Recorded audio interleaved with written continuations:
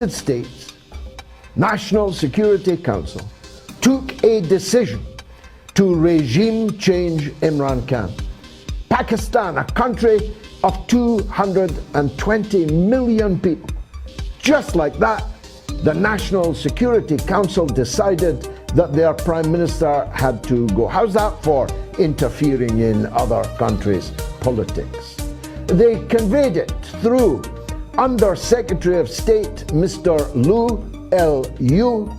who actually wrote it in a letter to the leaders of the opposition in Pakistan in terms, and I paraphrase, but only just a paraphrase.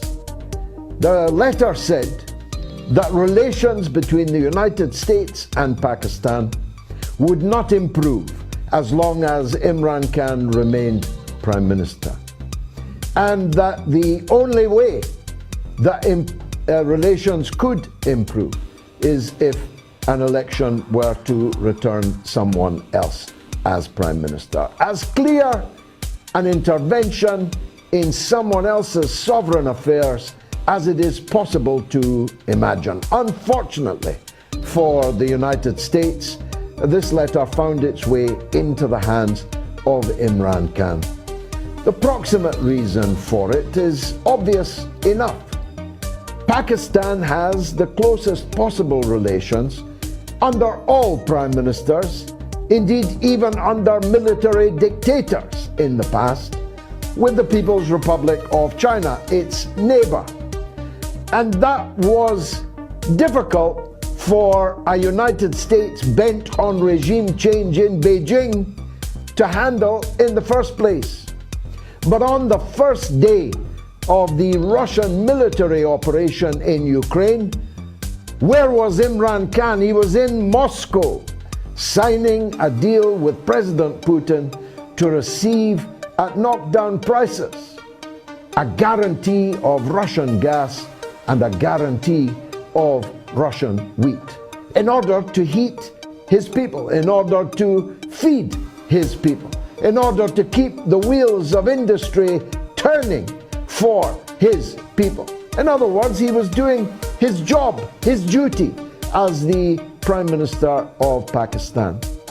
But this double harness of a Pakistan in closer cooperation with Russia and in an ironclad alliance with China lit a fuse which they hoped, still hope, would lead to the explosion of Imran Khan's premiership.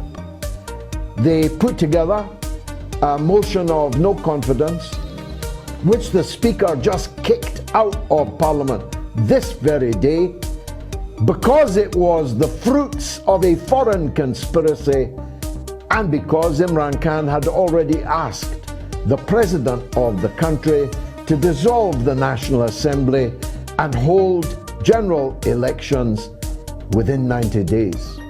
General elections which I confidently predict will see Imran Khan sweep the country if the United States does not ensure that the army, whose top brass are playthings of the United States and always have been ever since the country was created, the military which hanged the martyr Zulfikar Ali Bhutto, the military which overthrew elected prime ministers like Nawaz Sharif, like Benazir Bhutto. If the military rigs the election, then there will be serious trouble in Pakistan, a mighty country in a strategically vital place in the world, and of course in possession of a fleet of nuclear weapons. It doesn't get much more dangerous than that. Even worse, they may kill Imran Khan, their cricketing hero, their Prime Minister who has stood tall and been visible throughout the world as a champion of justice in Pakistan, in Asia, and in the world.